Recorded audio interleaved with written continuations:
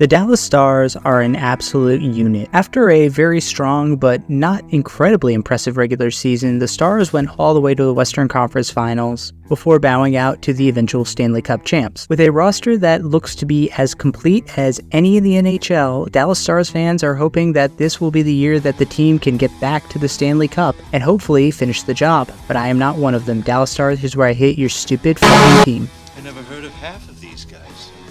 The ones I do know are way past their prime. Most of these guys never had a prime. This guy here is dead. Cross him off then.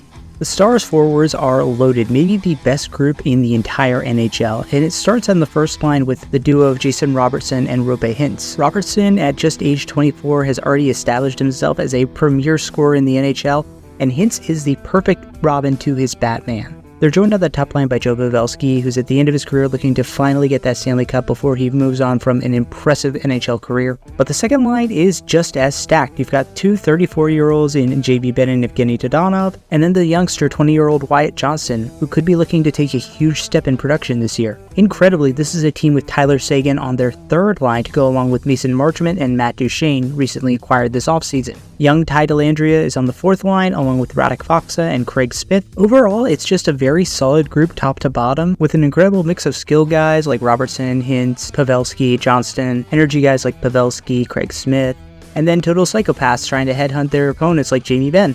On defense, you've got the ancient Ryan Suter along with Miro Heiskanen in the top pair.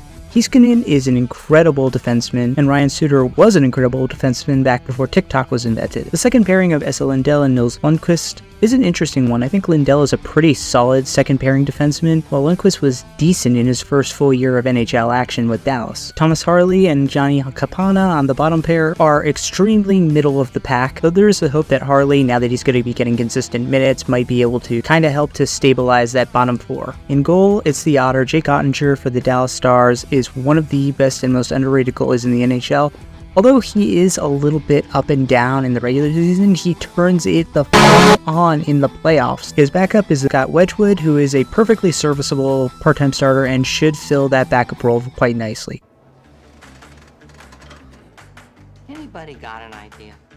Lordy, lordy, it's Pete DeBoer. Richmond's version of Todd McClellan returns to Dallas for his second year as Stars head coach. Seen here as every father in a sitcom who is constantly browbeat by his wife, DeBoer is distinct from McClellan in the fact that he can actually make it to the conference finals. In fact, he's done it the last 4 times he's been in the playoffs.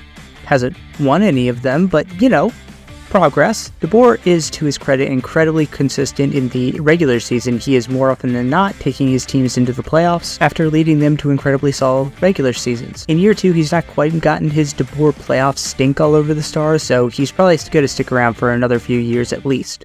Who the hell are you? I'm the new guy.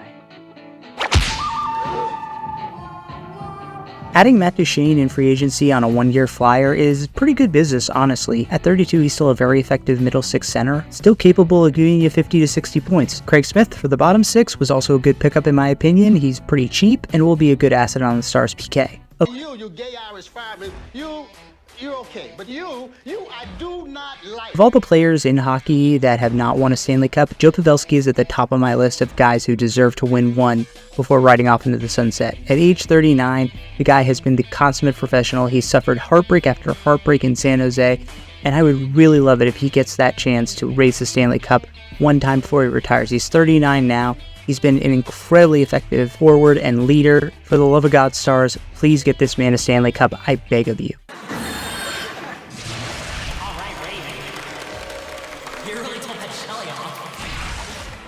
Dallas is going to make the playoffs and they're going to go on a deep run. The entire question is going to be Pete DeBoer.